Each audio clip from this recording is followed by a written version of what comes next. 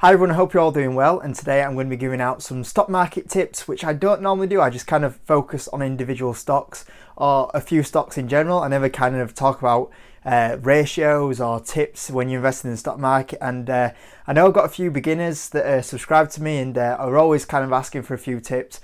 So if you want to see more of these sort of videos, make sure you like the video. Tell me in the comment section below, and I might pop one in every week, maybe every 2 weeks for you guys. So if you like this kind of something a little bit different, let me know. But I'll get stuck into 5 stock market tips, and I'm going to be giving these tips with examples of like ways that I've used them with buying stocks. So I'll kind of give evidence that I've used them before, but we'll get stuck into the 5 tips. So number 1 is back your stock, and what I mean by back your stock is know your company in and out. And if you don't know your company in and out, you need to do more research. Don't take someone's word on it on YouTube or an article that you've seen. You need to know the company in and out. And the example I'm going to use for this one is Tesla.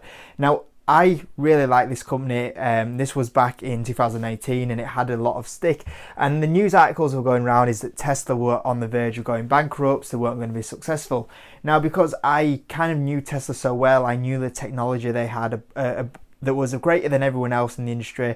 The vehicles were amazing. I knew that Tesla were going to turn it around. Granted, I didn't think they'll turn it around as much as they did. Eventually the stock, well, you know how the stock's doing right now, don't you? But I sold out at a 250% gain. But because I was able to be confident in my stock, and at one point I was down on Tesla like 20-25%.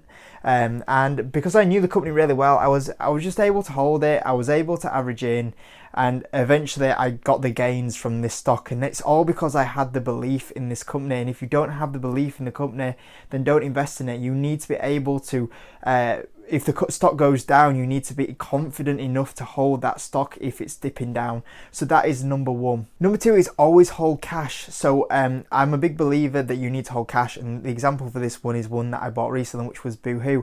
And I've always been saying, you need to have cash on hand because the stock market changes instantly. Like, it can change in 24 hours, and the stock market can go from being at all-time highs down to a big massive correction like we had with the CV situation a few months ago. But the other one was Boohoo, and out of nowhere the stock dipped 50%, and if I wasn't holding cash, I wasn't able to buy Boohoo.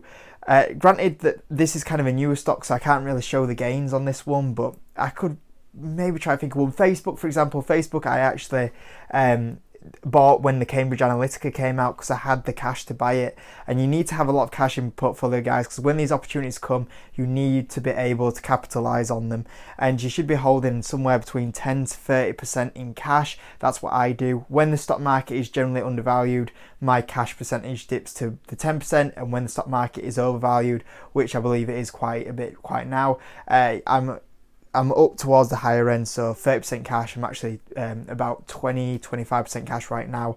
But yeah, having the cash to take the opportunities when they come is a massive thing. Number 3, and I see this quite often, have a game plan. Know where you want to buy a stock, where you think a stock is undervalued, and have a game plan of where you want to go with that stock. Some stocks I have a game plan of that I'm not going to sell out of, which is like Microsoft. But some stocks I know are going to hit a bit of a point where I'm like, I'm going to take my profit off the table for this company. And one of those that I saw recently was iRobot, and I said all the time in the videos, in my opinion, I worked out as the fair valuation of iRobot to be somewhere around the $80, and the stock actually got to $80, and that's when I sold out. And that's the big thing, is like, when you buy a stock, know where you want to buy the stock, where's the fair valuation, and then when it gets to that point, you know where to sell out of that company to make the most profit available, where you think's a fair valuation to take the profit. Because I trust me, when you're buying it down low and when it eventually gets to the point that you would sell out at, if you don't have that valuation, you're like, it's doing really well. Yeah, I'm gonna hold it for another 10%. I'm gonna hold it for another 15%. It's very easy to get carried away when you start seeing the gains, and when you get in the stock, even if it's just in a notepad, write down, what price you would be happy to take. Number 4 is for some of you dividend investors, which is don't buy for dividend's sake. And I use Shell as an example, but Ford's another good one as well. And if you see a high yield, potentially don't get caught up in the yield. What happens sometimes is stocks that struggle will eventually cancel that high dividend yield because they aren't able to pay it. Shell was a big one. People saw Shell on a dip and thought it's a great dividend pay, and then they cancelled the dividend. And that's what, you know, you get stuck in, if you get into a company solely for the dividend, in my opinion, it's always a bit of a risky one, because there's a chance to cancel the dividend, and then why do you get into the company in general? The other thing as well is that when you get into a dividend stock, you've also got to remember that that share price needs to go up or stay flat. Because let's say you buy a dividend stock and the yield's 8%, and then the stock goes down 10%, you're not actually up on that position, you're down on that position, even with your dividends included. So you need to be careful about when you're buying dividend stocks, so you also have a share price that's pretty stable or is going to go up, otherwise you have a dividend write-off. And that's one that we saw quite recently with Ford. They've been on the decline, so the dividends kind of not really benefited you. Shell, once again, people got in that one because of the dip, but then they cancelled the dividend. So it wrote it off basically. So you've always got to be careful with a couple of dividend stocks. I always like having a stock that will, in the share price, will go up a little bit, but also give you the dividend gain. So that's something to be really careful of.